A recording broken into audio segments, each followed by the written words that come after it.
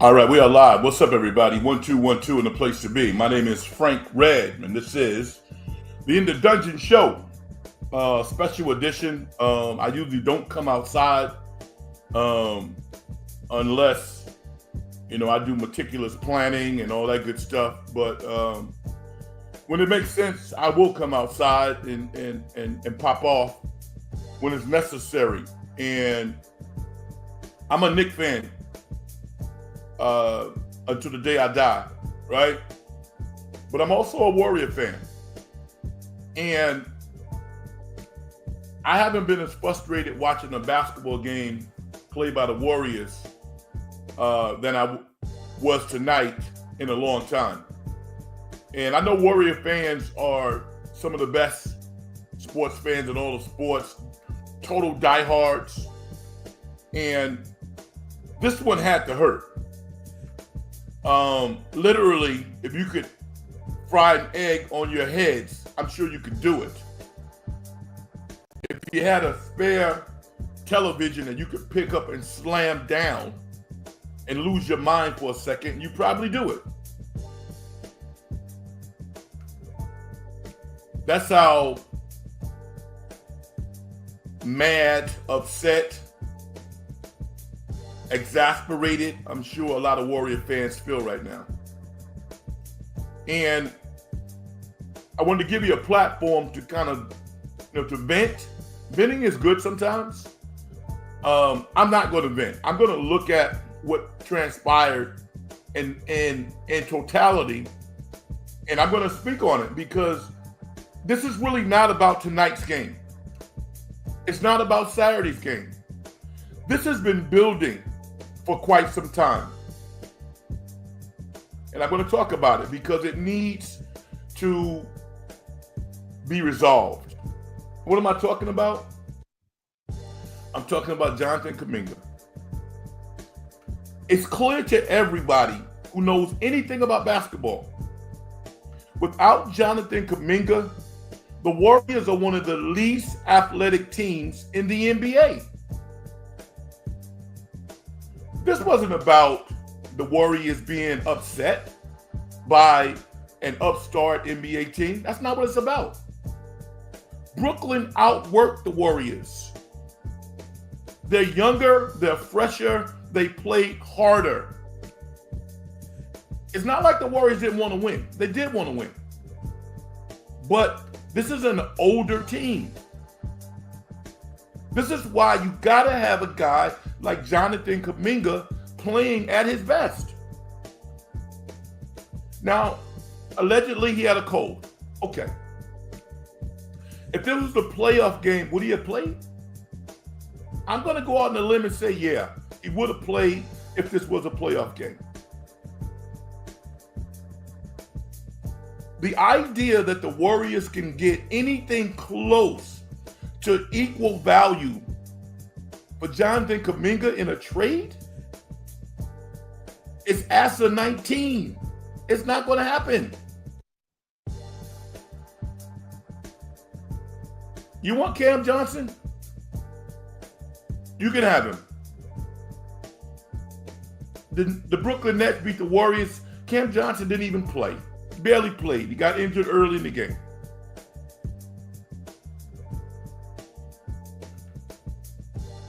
This is also not dissimilar to what's happening with the 49ers and Kyle Shanahan. Two brilliant coaches that are very stubborn. You can be stubborn. You can be matter of fact. You can be dogged in some of your thinking as long as you win. But when you lose, that's a problem. There's a problem because the players on this team, on the Warriors and on the 49ers, these are adults. These are not little kids. They know basketball. And if you think that there's certain people, if you think that everybody's aligned on the Warriors with regards to how Kuminga's being handled, that's ridiculous. It's absurd to even think that, like, the owner is totally aligned, or other front office people. No.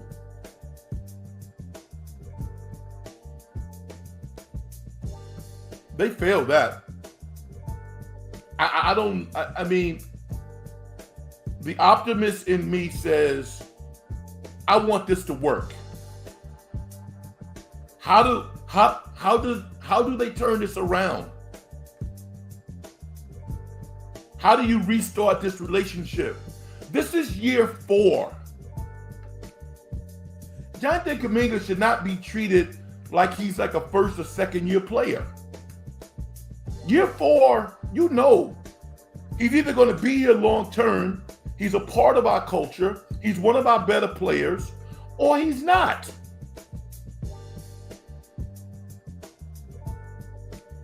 But to have him starting, be an integral piece off the bench, and over the past couple of weeks see his minutes cut significantly because he makes mistakes? Come on, man. I don't think it's fair to the players.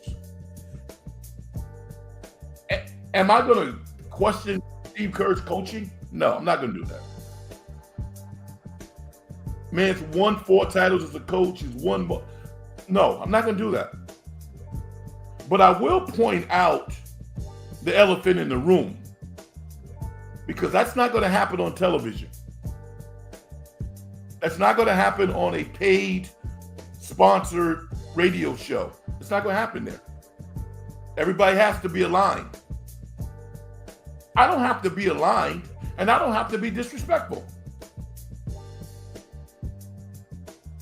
I can talk basketball and tell the truth about what's happening right now. This is a big loss, but it's also a chemistry damager, potentially. Andrew Goat has a lot to say. We're going to get to all of his comments.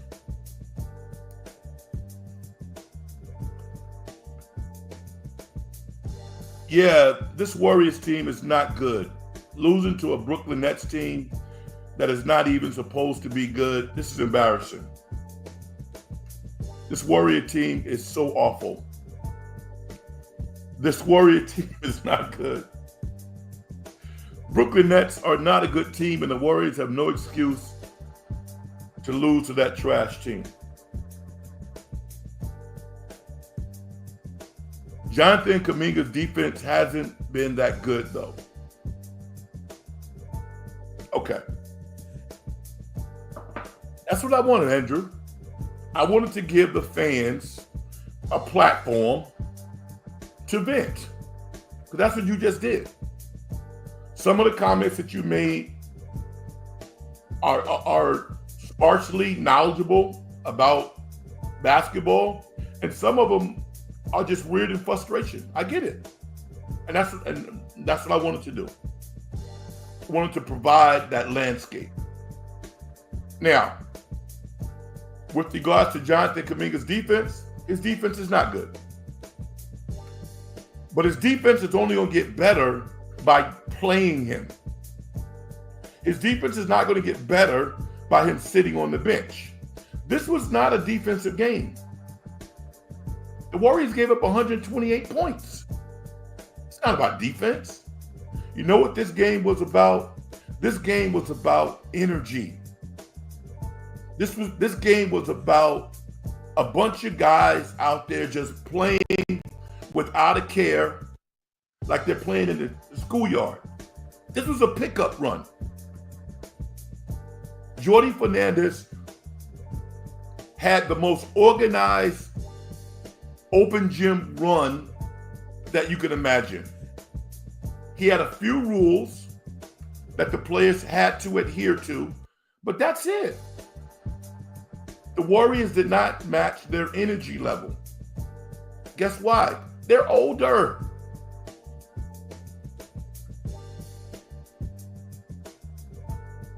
Seven years ago, Stephen Curry might have played 42 minutes. Draymond might have played 42 minutes. When Draymond and Stephen are on the court, more times than not, they're better. They're up 17 tonight. They can't do that anymore. Which is why, again, this is not about tonight's game necessarily. You still would expect to beat a Brooklyn team that you're clearly more talented than. But Brooklyn's no slouch. Jordi Fernandez is a head coach in the NBA for a reason. This dude is a damn good coach. Look at what he did. He left Sacramento, coached in the Olympics, and then started coaching his team.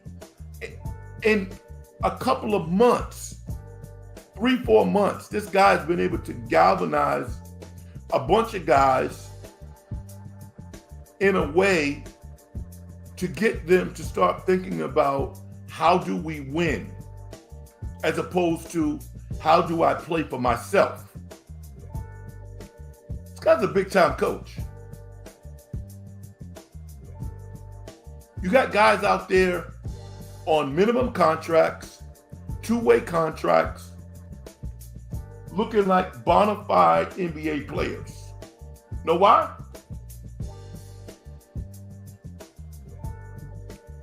A high level of confidence has been instilled in them by the coach. The coach is. And they got a great staff. You got Juwan Howard over there sitting on the bench. Are you kidding me?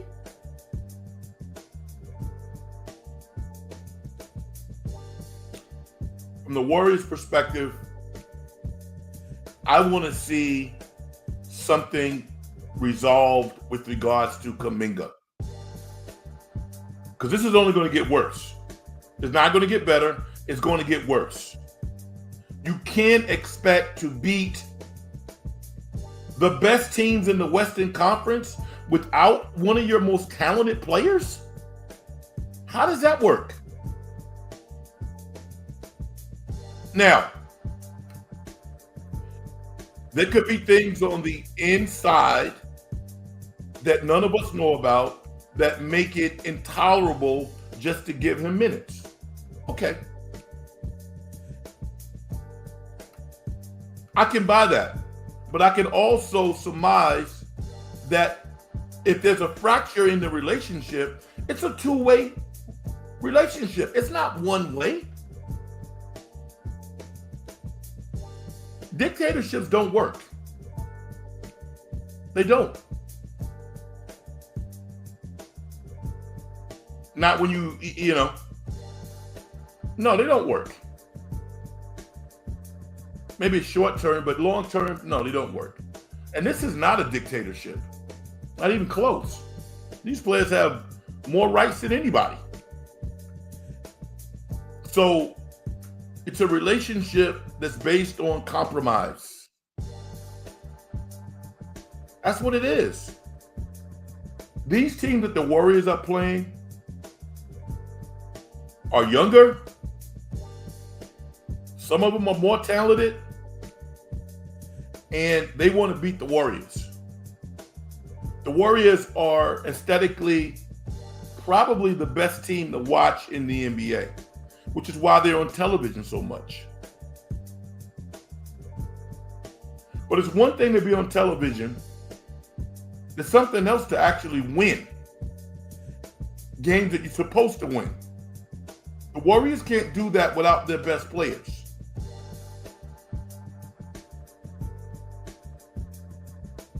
My name is Frank Red, everybody. Hit the like button if you like what I'm doing.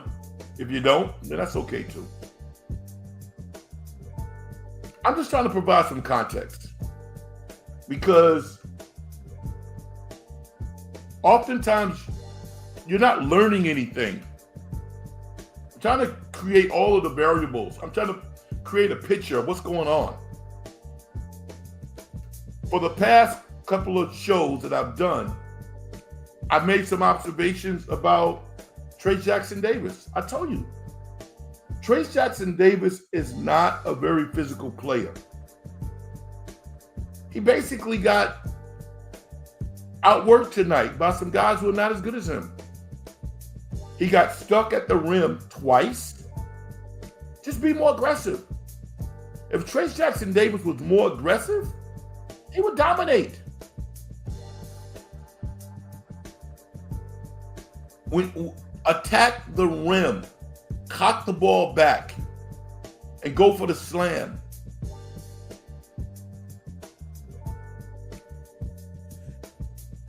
That also changed the game. How many layups did the Warriors miss in crucial points?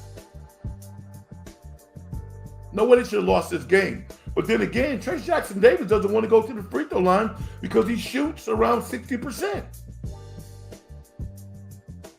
Several guys on the Warriors are shooting 60% to below than that. Let me take a look at this.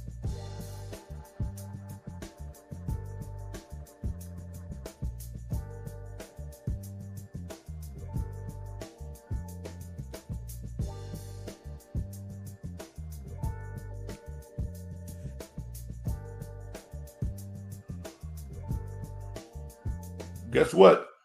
Right again. The Brooklyn Nets shot 86% from the free throw line. The Warriors shot 64. You can't win games shooting 64% from the free throw line.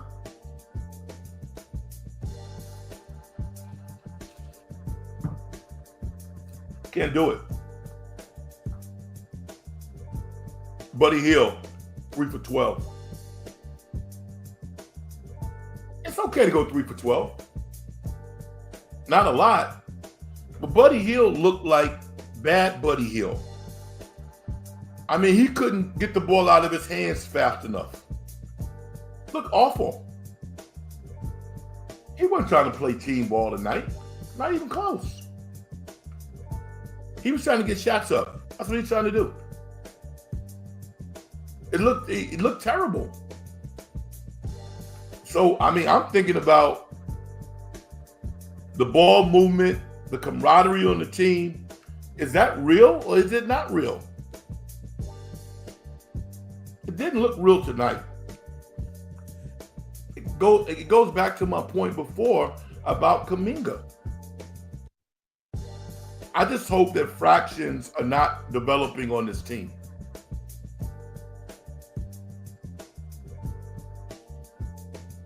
This is bad.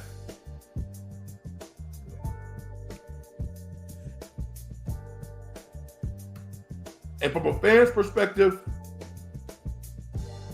I know you're frustrated.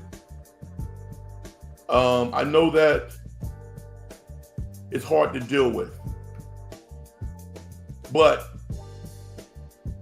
saying that your team sucks, or fire the coach, or trade this guy, it might feel good for a second, but it's not really going to solve anything. It's not going to really educate you on what's happening. I know many of you already know what's happening. You're smart basketball people, but not everybody.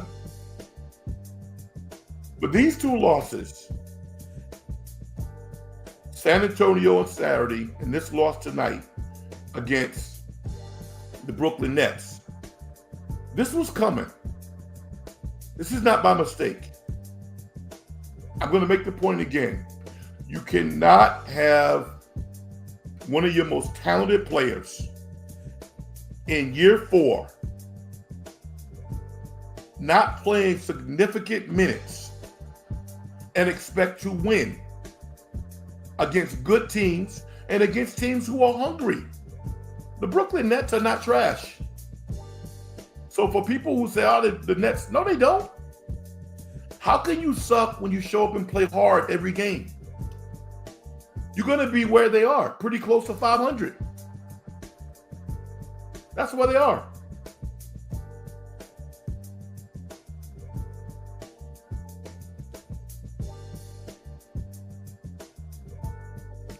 Okay, I don't think the Warriors team is good. Can you quantify that? The Warriors are 12-5. They beat the Boston Celtics. They beat a lot of good teams. How can you say they're not good? The Warriors are good. particularly when they're playing at their best. They're not playing at their best right now, Andrew. And there are some potential, I think, chemistry issues that could derail this team. I root for everybody, okay?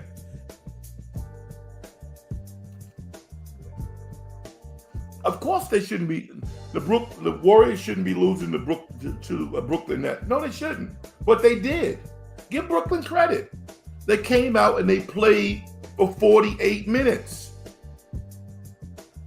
Have you ever played sports? Have you ever been upset? Have you ever lost to a team you shouldn't lose to? It happens. It happens. But there's a reason why it happens. You got to address the reasons. You got to make some adjustments, or it will happen again and again. These guys spend so much time together in practice, on the road. If they don't have chemistry, oh, it gets ugly. You ever listen to some of these podcasts and some of these former NBA players are talking about just kind of like their day-to-day lifestyles? Winning is the last thing that some of these players are thinking about once they know that they're not going to be good. They're not thinking about winning. I'm just saying at the 17-game mark, whatever challenges this team has, and they got some, they need to nip it in the bud.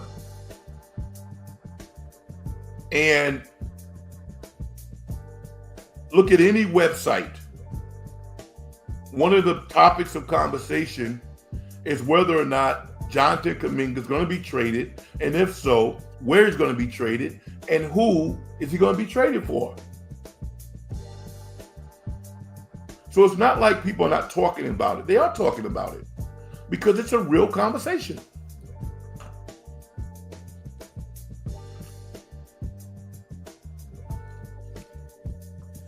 Do I want him to get traded? No, I don't. What I would like to see is him on the court, being productive, playing free, and getting better, and being that one athletic super freak that the Warriors can put on the court to match up against some of these other athletic teams that they're playing against. Everybody sees it. It was glaring tonight. You take Kuminga off of this team? Where's the athleticism? There, GP2, he's a guard. Andrew Wiggins is athletic. He's not a super freak. Jonathan Kuminga is the only super athletic players that the Warriors have on their team. They need him. You can't expect a kid, even at 22. Remember last year when Kuminga was making comments about Kerr? That was year 3. He's not afraid of Kerr. He's not afraid of anybody in that organization. Is he going to lose money? Yeah, he is. Probably going to lose some millions. Yeah.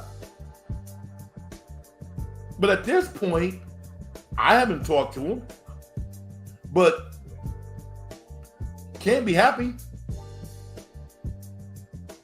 Every now and then the television will flash on him. He's not happy right now. He feels he's getting screwed.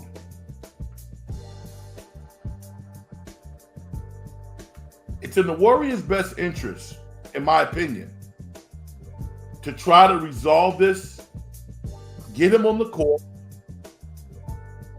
and let him evolve. If you want to trade him, then trade him. I think that's the best scenario. If you got a deal out there and you're willing to make it, that's your right too. But the reality is you're not going to get equal value for Jonathan Kuminga. Everybody knows that. there's only a couple of things that you can do anyway, because the Warriors are not going to trade him to the Western Conference. They don't want to see that guy. They don't want their fans who love Jonathan Kuminga to see him flying through the air, dunking on Warrior players. So that's not going to happen. So you got 5 teams that you could potentially trade him to. About 5. Who are they? Maybe Chicago, Washington, Brooklyn.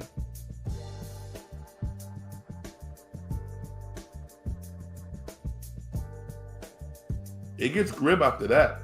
It's just not a lot of teams. Because you're not going to send him to the Western Conference. You know, you could send Jonathan Kuminga. The Clippers would love him. You kidding me? But the challenge is you're not going to get equal value. That's already done. Because other teams know that you want to trade him. Or you will trade him. Maybe you don't want to, but you realize that's a possibility now. Nobody turns down $150 million and walks out of that negotiation getting a better deal. I don't see that happening. Can't see it. So, I don't know. Maybe folks are listening to other shows, which is fine. You're watching television. You slam your radio, your phone, your television. You're not listening. It's all good. What I wanted to do is just kind of, again, talk about all the variables. Because it's far more than the Warriors losing 128-120 to the Brooklyn Nets. That's obvious. But Steve Kerr knows. He tried to stem the tide. He called timeout when the Warriors were up 11. They were up 9. He knew that they were in trouble. Sometimes you need a turbo booster. That's all you need. You need a faster engine. One of the race car analogies, when race car drivers always talk about, well, they had a faster car. Well, we think we have the faster car. That's it. Brooklyn had a faster car tonight. Cumulatively. Way more energy, way more athletic than the Warriors. Way more. Andrew, I want you to do better than that. Awful loss by the Warriors tonight. Yeah, okay. What does it mean? How are they going to go forward? Are they just going to show up on Wednesday and beat OKC? No. Something more than that has to change. If the Warriors play their best basketball on Wednesday night, they still might lose. I don't think they will, but they could. I want a discussion. That's what I want. I want to talk about sports. That's why sports is interesting to me. Not simply because of the scores. That's the easy part.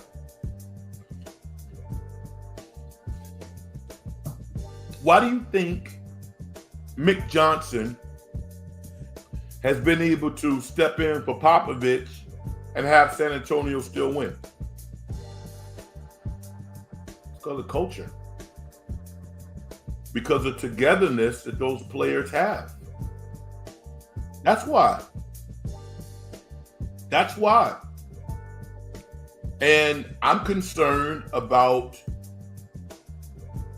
not this team falling apart, because that's not going to happen. But what can happen is division can start to get in the way of the team being its best self. I'm also concerned that, and it's Steve Kerr's team. I mean, he's a coach. He's making all the decisions. I mean, this Steve Kerr, Jonathan Kuminga thing has been frustrating to me for a long time. And the last thing here for me is Jonathan Kuminga is easy to coach. No, I'm not going to say that. He makes a lot of mistakes. He does. Sometimes he can kind of do his own thing. Yeah. There have been many players in the NBA like that. But a lot of them get a chance to grow up, mature, and they win a lot of games. So, I don't know how Steve Kerr determines what he does. I just know that this Kuminga tenure with the Warriors is failing. It's failing. Are you going to cut bait and trade the guy, or are you going to kind of turn this thing around? The Warriors can't be losing to bad teams. All right. Let me educate you, Andrew. Know how many bad teams there are in the NBA? Probably two. The Washington Wizards and the Utah Jazz. And guess what? Both of those teams can beat you. Utah beat somebody good, last night? This is the NBA.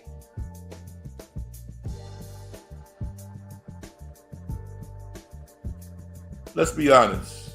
The Warriors have a lot of things to clean up. I don't know about a lot. I don't think so. I think they got some major hurdles to overcome. One of them is the Jonathan Kuminga deal. That needs to be resolved, one way or the other. Cam Johnson in a Warrior uniform is going to be really nice. But is he going to help them get to the next level? No, he's not.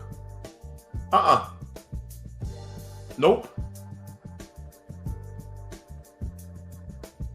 I guess I could rationalize the Warriors getting a guaranteed top 5 pick, but they can't do that. You don't know if that's going to happen. This is kind of a shit show, all right? That's kind of what it is right now. It should have never got to this point. We've seen these things happen. I even entertained the thought, should the Warriors consider bringing back Jordan Poole? Is that ridiculous? Maybe it is. I don't know. Watching Lindy Waters play, watching Moody play, I think they probably got enough there. So I would say probably not. But Poole's a good player.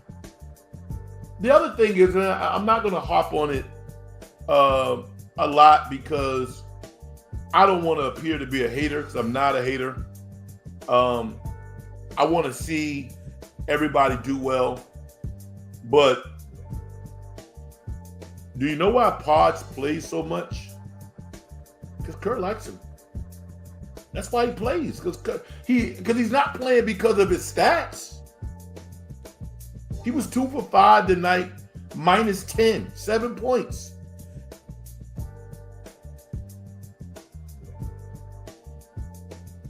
Moses Moody had 15 points and was one of the few guys who had an actual positive plus minus. I don't know what Moody has to do to get on the court. Now, from a basketball perspective, I'm sure Kerr's like, yo, Red or anybody who wants to challenge what I'm doing, I don't have a backup point guard beyond Pods. I have to play pods. Otherwise, we can't run offense. I'm not so sure about that. I don't totally buy that. But fundamentally, he's right. Pods is the primary ball handler. He's the backup point guard. He's just not very productive right now. He's not. Defensively, he tries, but he gets cooked. The refs are not calling as many charges. Offensively, he's struggling, particularly against athletic players. He really struggles against athletic players. The only thing that complements that is good shooting. And he's not shooting the ball real well. If he was shooting lights out, he could handle any disadvantage that he had physically because he would be putting points up. He's not. I'm going to say this too, for those of you who have been listening to me for a long period of time. What did I tell you about Ty Jerome? People would laugh. I was one of the few guys that said, yo, I like Ty Jerome. Ty Jerome is a good player. What is Ty Jerome doing in Cleveland now? I saw that in Ty Jerome. Maybe not the 29, but I saw a guy who could play. So, I would love to see Lindy Waters and Moody out there together. Draymond can run the offense. The Warriors are not playing zone this year either, like they did in previous years. Now, their man-to-man defense, their rotations are a lot better. Even tonight, Brooklyn made some tough shots. Give them credit for that. So it's not like it's not like the Warriors laid down. They didn't lay down. Brooklyn took this game. But the Warriors lost momentum. That's on them. The Warriors kept some guys in too long and some players out too long. The one thing that I would say that I would love to see the Warriors do against a team like a Brooklyn is play zone. This team has to play some zone. They have to. Because they get beat off the dribble, like Wayne Gretzky going toward, to the net. Zoom.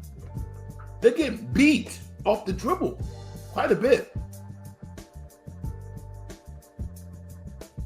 Kind of a problem. So, my man Keith, what's up? Keith says, what's up, Frank? Second unit couldn't score. Just like Spurs game, Kuminga is underrated. Yeah, he is underrated. And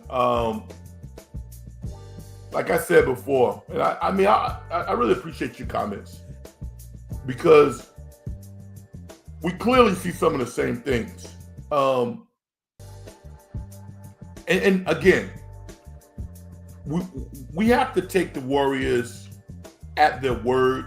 There's no reason for anybody to think that whatever is bothering Kuminga isn't true. Why would we not believe that? Unless we had some information that said that that's not true. What I said was, though, players play sick all the time. If this was a playoff, would he be playing? And even beyond tonight's game and Saturday's game, Kuminga's playing, 21 minutes, 18 minutes? Come on, man. Come on. Clearly, what is Kuminga? got Stephen Curry, you got Draymond, you got Wiggs. He's a fourth, at worst, he's the fourth best player on the team. At worst, fourth best player on the team. And yet, his minutes, you don't know when he's going to play or how much he's going to play. I'm saying this. Coach the team how you want to coach the team. But in the fourth year, a decision needs to be made about Kuminga. You're going to keep him, then play him. You're going to trade him, then trade him. You're not getting equal value back. That's not happening. That's a pipe dream. That's Disneyland. It's not happening. That ship has sailed. Do you think Pod should go to the G League to get his shot back? Oh. You're serious? No, I don't. I think Pods needs to stop talking to referees.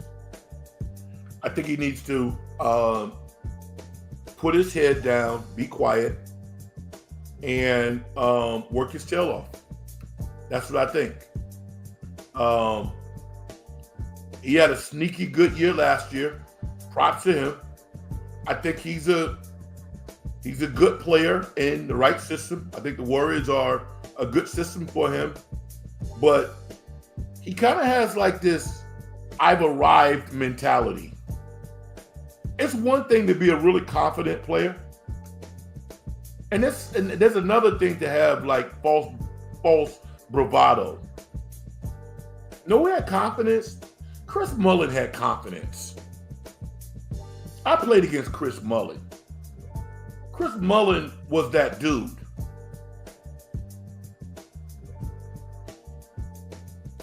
You know, one of those guys. And he didn't say anything. He talked to referees. So no, I don't think Pod should be in the G League. I just think that he needs to understand that, dude, you've got more breaks than he's got more breaks. I was gonna make some weird analogy, like somebody driving a car with no lights, running into other cars or something. I couldn't quite get that analogy together, but he's had a lot of chances. Yeah, he's had a lot of chances. And it's good to be liked. Kerr likes him. And to Kerr's credit, DeAnthony Melton is hurt. Gone for the year. Done. Goodbye. With that said, I'm looking for a little more creativity around. I want to see Lindy Waters and Moody in the game at the same time. Lindy Waters now Buddy Hield looked terrible tonight, but Moody looked really good. Lindy Waters looked good at times. Why can't those guys play together and have Draymond bring the ball up? Why was Slow-Mo playing over Looney tonight? I don't understand that.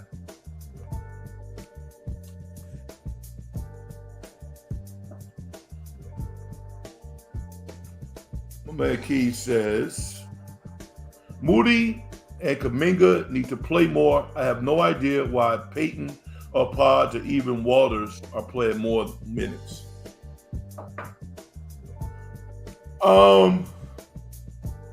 Peyton is playing his ass off. Listen. If it wasn't for Peyton, they'd be out of some of these games. Now, I never have a problem with GP2 playing on the court.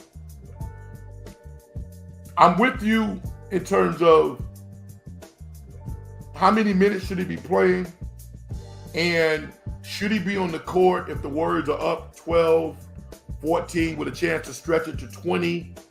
We can have those discussions. But GP2 is playing really good basketball. Podge is not. He's not. He's not playing very well at all.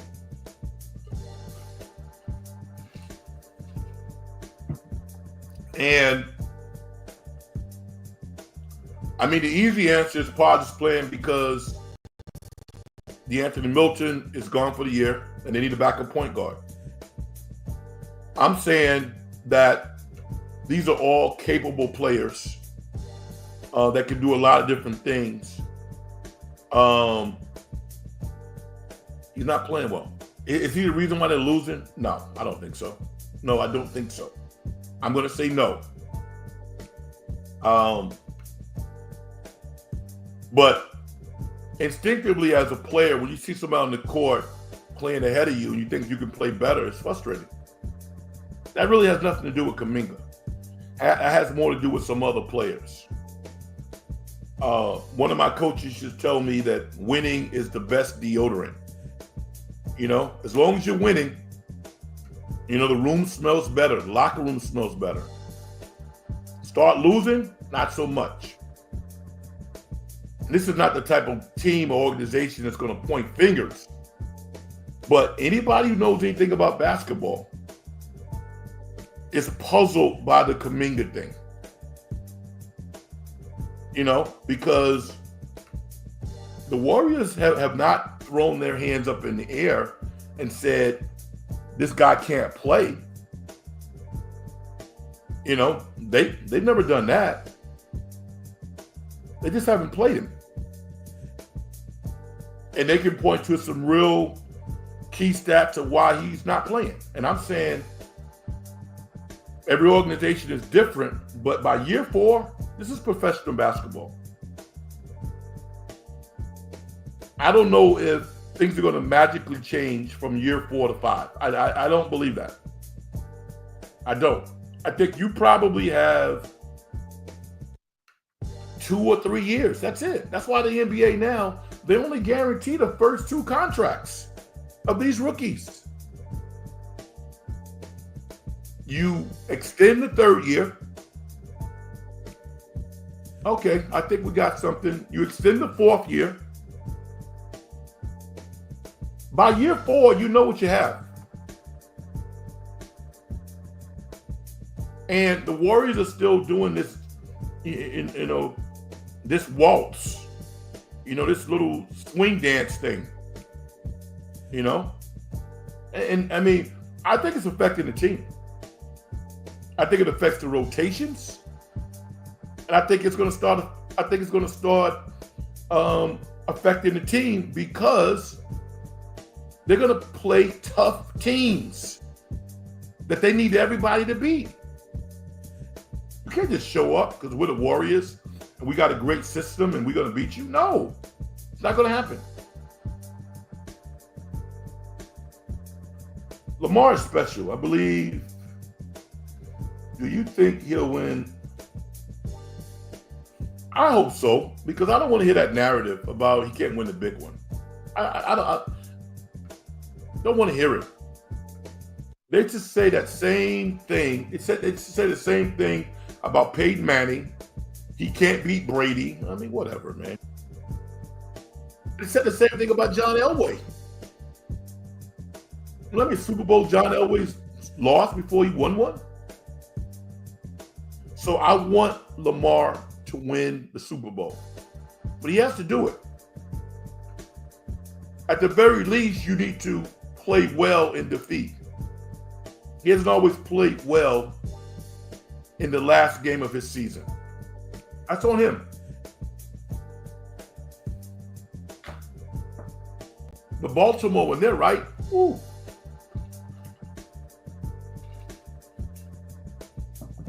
An absolute juggernaut. As the Warriors look to Wednesday's game against OKC, what do you think? Because when I look at, I'm looking at the final score now. Oh my God, yeah. I was watching a little bit of the Kings against OKC. The final was 130 to 109. kick the Kings' butts. They're going to come in here on Wednesday night with a lot of confidence. A lot of confidence and fire breathing through their noses and their mouths because the Warriors took out Chet legally with nothing dirty about that play by Wiggins. Very clean physical play. But Chet got hurt. They're going to come in here trying to run the Warriors off the floor. And due to the fact that we don't know the severity of Kuminga's illness, we don't know if he's going to play or not. I'm going to tell you this. I can't see the Warriors beating them without Kuminga. Can't see it. Could it happen? Yeah, but I don't think it will. I think they need all hands on deck. You're talking about a much younger team that has a very high skill set. Two of the top 15 players, top 20. Because Jalen Williams, he's a top 20 player to me. I don't care if he doesn't make an all-star team, whatever. No, that dude is a problem. He's one of the best wings in the NBA.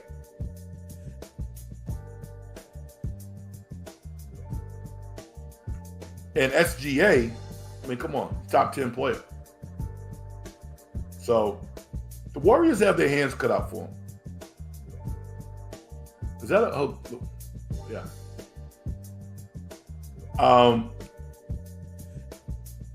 It's better that they play in 2 days than to allow this loss to linger. Because in some respects, it's not even about the wins. Because wins are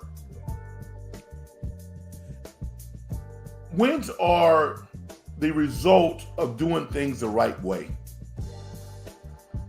You know? That's what wins are. Wins happen because things are collectively moving in a certain direction to equal an outcome. That's why you win. Every now and then you get lucky. Somebody throws in a half-court shot. You know, somebody inexplicably turns the ball over. But by and large, the teams that are doing the things the right way, those are teams that win.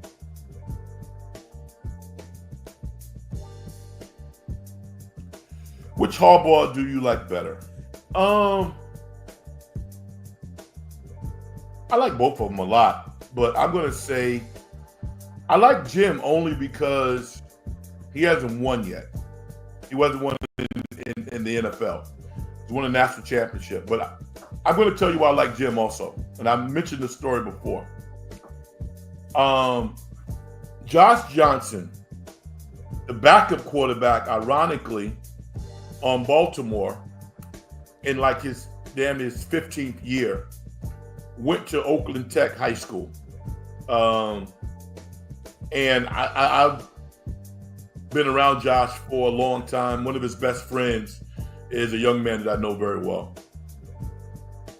Jim Harbaugh was actually recruiting high school players in the Bay Area, and he was recruiting a kid at McClymonds High School. I don't remember the kid's name.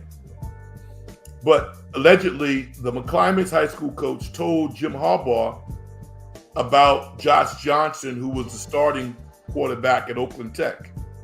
And he told Jim Harbaugh, listen, there's a kid over at Oakland Tech you might want to look at. He goes, well, yeah. So Jim Harbaugh looked at him, gave him a scholarship. I don't know if he had any other offers at that time.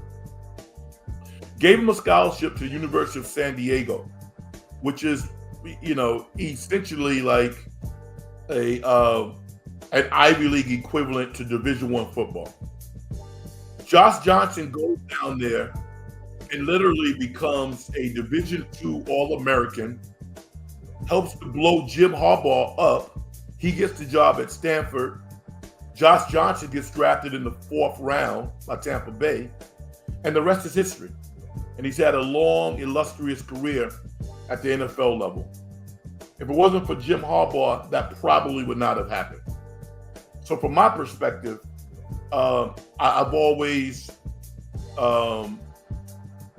rooted for Jim Harbaugh simply because of that. He's a hell of a football coach, but he gave a young man an opportunity from a community that I'm familiar with that he might not have had if a few circumstances not have lined up. So a real complicated answer, but that's why I like Jim Harbaugh, but I love John Harbaugh. He's the type of guy who I would like to play for. My man Jimmy says, I wish the Niners had a coach like Harbaugh or Belichick who actually stress fundamentals of football. I'm going to tell you this.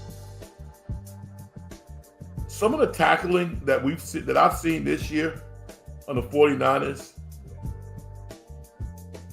I'm not a hyperbolic type of guy, but I see with my eyes, the tackling has just been pathetic. I mean, I don't understand it. It's just fundamental football. The 49ers have struggled playing fundamental football this year. They really have. That's a problem.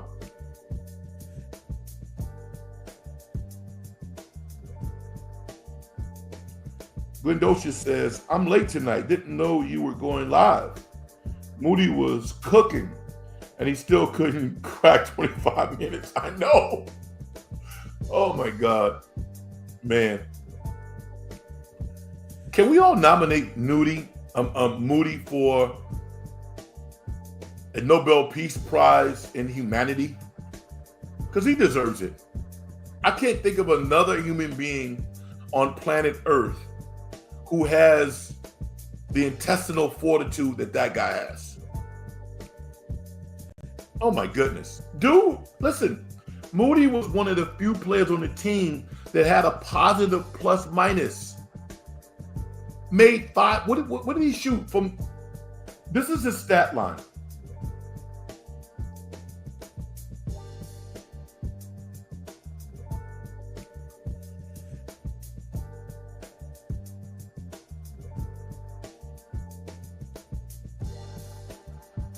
Basically had 15 points in 16 minutes. I mean, come on, man. Glendocious, yeah, I wasn't supposed to be on tonight, but I came on because I could feel the agony of defeat through my television after that Warriors game. And I'm like this, if I need to come outside, I'll come outside and talk about what's important and give listeners and viewers a space where they can vent, offer comments, whatever you want to. This is a space where I just kind of open it up and we talk about it. The biggest issue of tonight's show has been around what the Warriors are going to do about Kuminga. Because even though he didn't play on Saturday, he didn't play today, to a large degree, this loss is about Kuminga. And what do I mean by that? What I mean is the Warriors can't expect to beat young, athletic, talented teams without playing their best players. And for whatever reason, Kuminga gets treated like he's a first or second year player. When the league looks at him and said, oh man, we love to have that guy. So the Warriors need to make a decision because I believe that it's affecting the team. This is me. I have no inside intel as a player, as somebody who's been on teams. You want to go to battle with your best players. I'm not convinced that that's going to happen under this regime of the Warriors. I'm just not convinced by it. And then there's the business side of it. They offered allegedly $150 million. He turned it down. What's going to happen? I mean, he's going to lose some money. You think he's happy? This guy's not happy. How many players do you know play well when they're not happy? I don't know many. Do you believe Jon Gruden should be coaching an NFL team right now?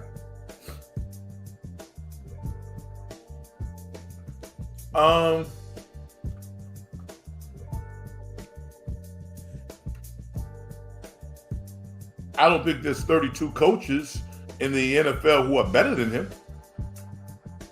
I'll answer it that way. Do I think that what he did is a giant black eye on the NFL? Yes, I do. I think the politics prevail here. Should be coaching in the NFL. The NFL is a privilege. It's a political privilege, football. It's much bigger than wins and losses and who's the best. All of these owners are rich, filthy rich.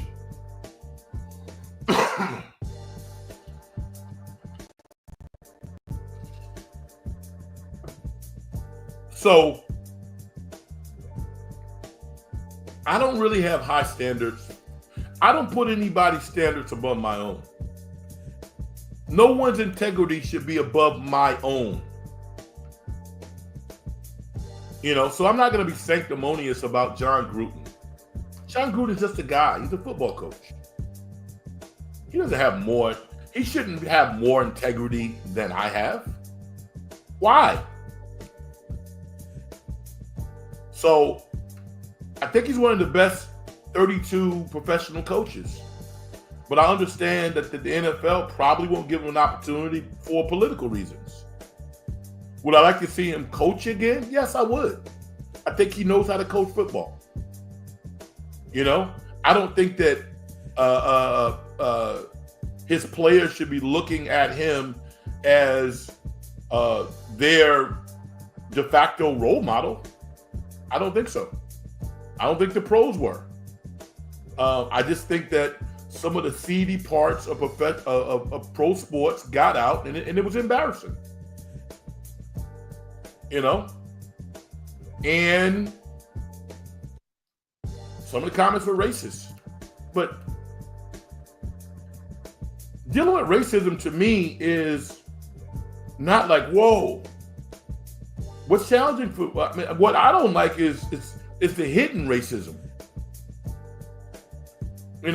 Jon Gruden can apologize for what he said, and then someone has the right to forgive him or not. It's the racism that we don't see. That stuff bothers me. Gruden stuff was exposed. Could I play for Jon Gruden if I was a football player? Yeah, I could. Because he's a good football coach. Again, he's not my role model.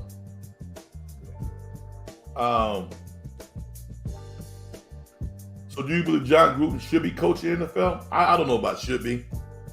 If he coached in the NFL again, it makes more of a statement about the NFL than Jon Gruden. Gwendolcia says the Warriors would be. Let me put my glasses on. The Warriors would be doing him a favor by getting rid of him. We all agree experience is the best teacher. He's not going to get it getting 20 minutes a game. I totally agree with you. And that's my point. That is why I decided to do a show tonight. For that point, for that reason. It's over. I mean, what are we doing here? You got a 36-year-old Stephen Curry. What is Draymond? 33, 34? These are your best players. When they're out of the game, the team is not as good.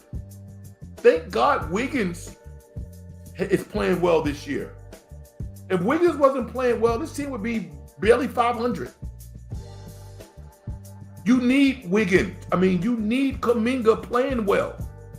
And he's getting 21 minutes? 18? What? Explain that. Moses Moody, like you said, can't play 25 minutes. What does Moses Moody have to do? You think Moses Moody wouldn't want to get traded off the Warriors? In a second. He got his money now. He ain't worried about nothing. He got his money. You think he don't want to get traded? That dude has been coached up so well. Did you hear his halftime speech? I mean, you're talking about like canned comments. That dude has been trained by the best in media, in politics. Moody's not going to slip up. That dude is the quintessential company man. And that's a positive. Good for him. Because it worked out for him. He got his money. That's what I wanted. I wanted the guy to get paid. He got paid.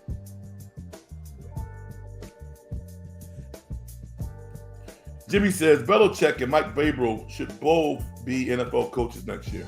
I agree with that. I like both of those coaches. But what I would say is, the NFL is changing. And while they want to have more of an offensive-oriented league, those two coaches are not offensive-oriented. They're not. They're both defensive coaches, which I don't particularly have a problem with. But it's kind of in contrast to where the NFL is at this point. Andrew DeGoat says, never seen a worse team in the league than the Warriors when they lead by 17 plus. Yeah, the other bad teams are never up 17, Andrew.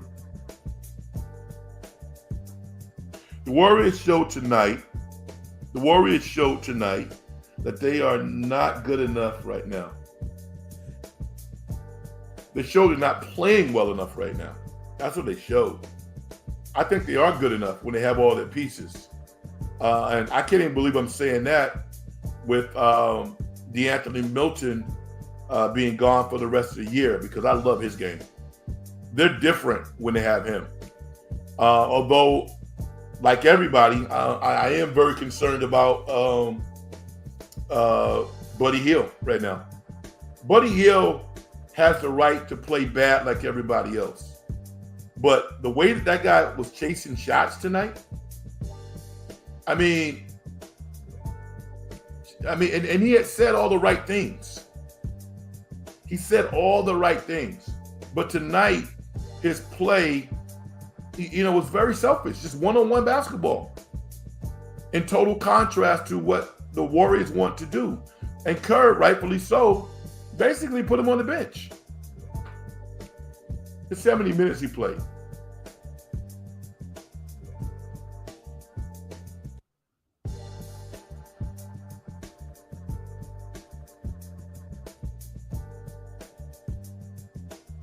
Buddy Hield got up 12 shots in 17 minutes.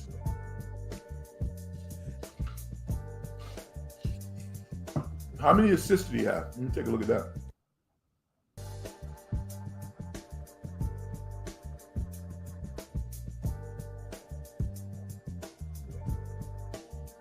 He had one assist. One. Key says Wiggins needs to take more shots. He had 18 points on 13 shots. Play a team high 33 minutes. Yeah, let's be honest. Wiggins is playing the best on the team right now.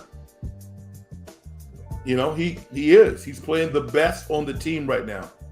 I put out a tweet and I said, if they were picking an all-star team today, Wiggins would be on it. I'm so happy for that guy.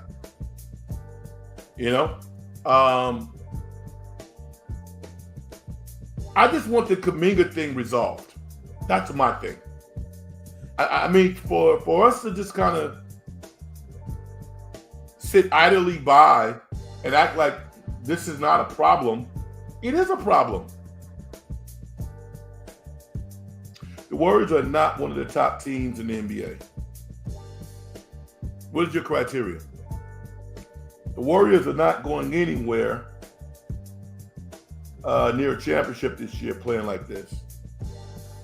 Yeah, I mean, slow down. I mean, I'm not talking about this team winning the championship. I never even mentioned that. I mentioned the Warriors being competitive with the best teams in the Western Conference. I think they can do that. But they can't do that without Jonathan Kuminga. No way in hell. Can this team that we saw tonight win a series against the best teams in the Western Conference without Jonathan Kuminga? I don't mean the Jonathan Kuminga that is woefully inconsistent. I mean the guy who's getting minutes, who theoretically is getting better. Because his ceiling is really, really high.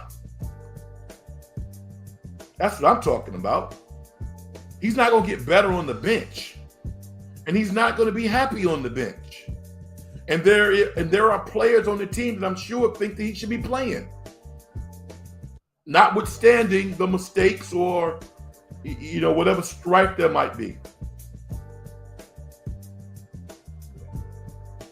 Bill, can you explain? Not a chance. What do you mean by that?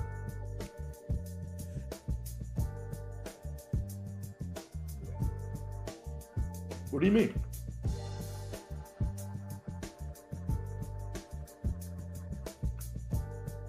Absolutely, Frank. Okay. All right. Thank you. He says, absolutely, Frank. Kerr needs to figure out how to use him and play him more minutes. I agree with that. I totally agree with that. I also know that Steve Kerr is very stubborn. He's brilliant and he's stubborn. And this is 2024.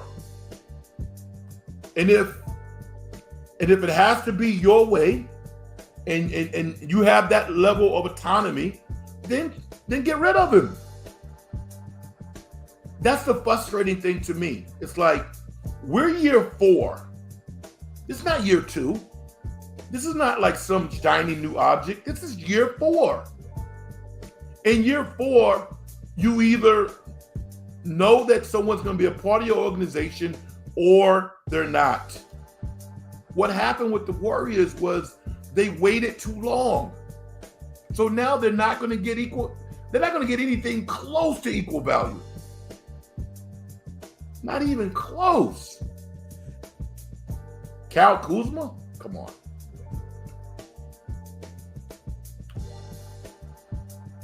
So teams that want Kuminga are like, we'll give you 70 cents on the dollar. That's it. Cam Johnson, the great Cam Johnson. Is that what you want? Yeah, Cam Johnson tomorrow. Well, we want Cam Johnson and we want 2 first-round picks. Really? Oh, yeah? And I wish I was 3 inches taller. Ain't gonna happen. Do you think there's a dynamic between Kuminga and the coaching staff or Kerr that we aren't seeing or understand? Absolutely. Yes. I think Kerr he's an old school coach in a new school game. Philosophically, he's a brilliant strategist, organizer, manager, all of those things. But Kuminga didn't go to college. He wasn't under the tutelage of Bill Self, Coach K. No, that's when these young guys learn about how the American system works. It's always been play for pay. Kuminga played for 4 different high schools. He played for G League Elite, where allegedly he got $500,000. He didn't grow up in this country. This mentality is different. You can't expect him to be of the mindset of the average American. He's not. He's not. Kuminga thinks he's an all-star. It's like, come on, dude. No. But for a lot of organizations, he would be playing and he would be further along than he is right now.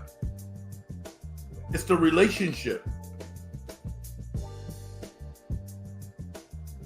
They can't win without JK. I agree. Just sitting Frank, okay, yeah.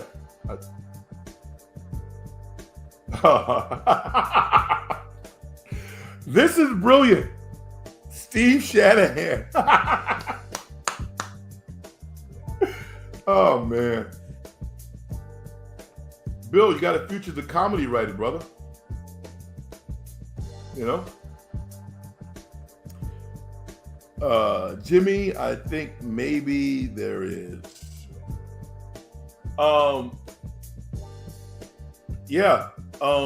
Either some of the same problems that 49er fans have had with Kyle Shanahan. The difference is Steve Kerr's back hurts carrying around all those championships. You know? That's what he can always rely on the fact that he won 4 championships as a coach and many more as a player, just won a gold medal. But then there is the here and now, right? What's on to the next? Like Jay-Z said, on to the next. On to the next. What's important is what's happening right now. You get off to this incredible start, get your owner happy and geeked up. You get the fans geeked up.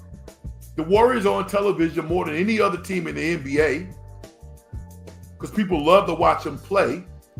And one of the reasons is it's to see Kuminga, who doesn't really play. Yes. Some problems for the Niners, Giants, and Warriors. None play young players. Wow. Bill says, great point, Frank. Look at the career Draymond had coming into the NBA. Yeah. I mean, come on. Draymond Green supposedly got great coaching from like his uncles, you know, and probably youth coaches where he's from. He's from Saginaw, right? You know, so he had a good foundation there. And then he goes to Michigan State and plays for Izzo. All of the pro-style sets that they run. And then his first indoctrination into the NBA was with Mark Jackson. I know Mark Jackson. I played with Mark Jackson. Mark Jackson made me a better player. Yeah, he made me Mark Jackson is one of the most positive coaches that you can ever have. In spite of the rumors and all this other crap. Mark Jackson's a brilliant basketball mind. And I'm sure, now Kerr did a phenomenal job. Let's not even go there. But Mark Jackson instilled the confidence in Draymond that opened his mind to the possibilities. And Steve Kerr showed him the possibilities, and he became a Hall of Famer. But the knowledge of basketball that Draymond Green has is among the best ever at his position. Imagine Kuminga having 4 years of college. Oh my God. Man. With that type of athleticism? Come on, man. We're talking about Kuminga, and ironically, he's gotten better every year.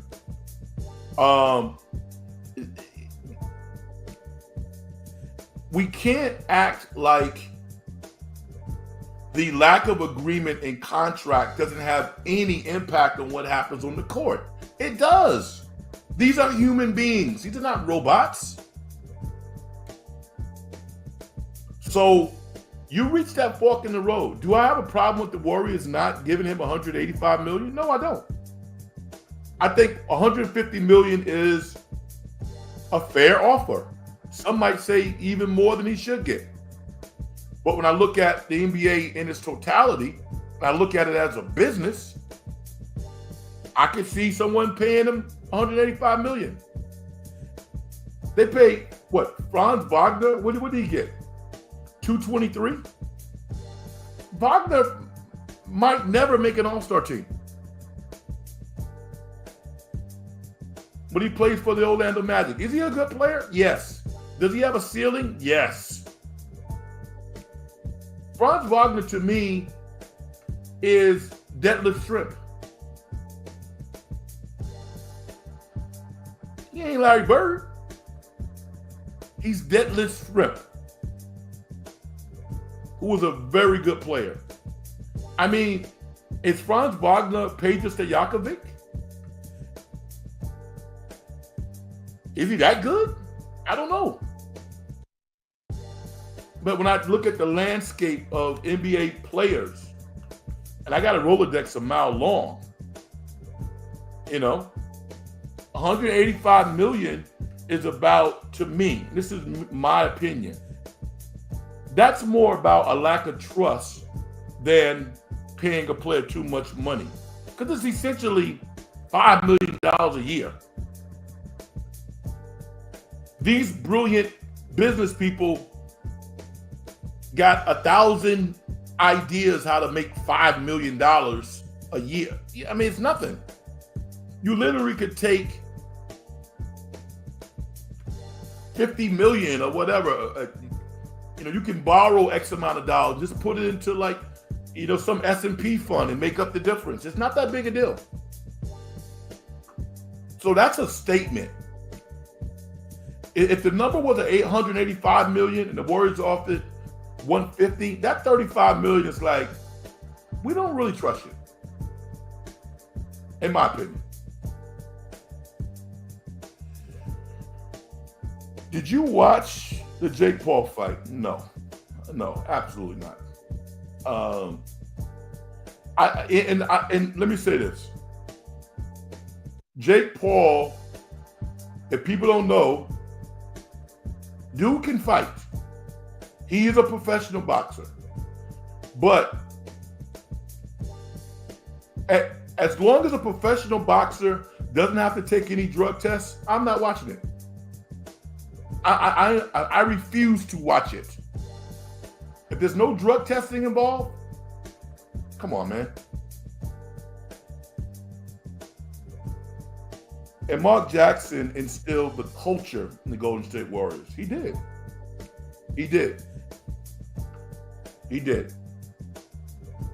And I understand it because I played with Mark. Like I said, Mark Jackson is a very positive person on the court.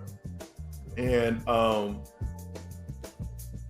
it's the NBA has a million stories that none of us will ever know about. But that's one of the ones. That's one of those ones that will probably never come out in a long list of black books, the black book of stories of the NBA. We don't really know what happened.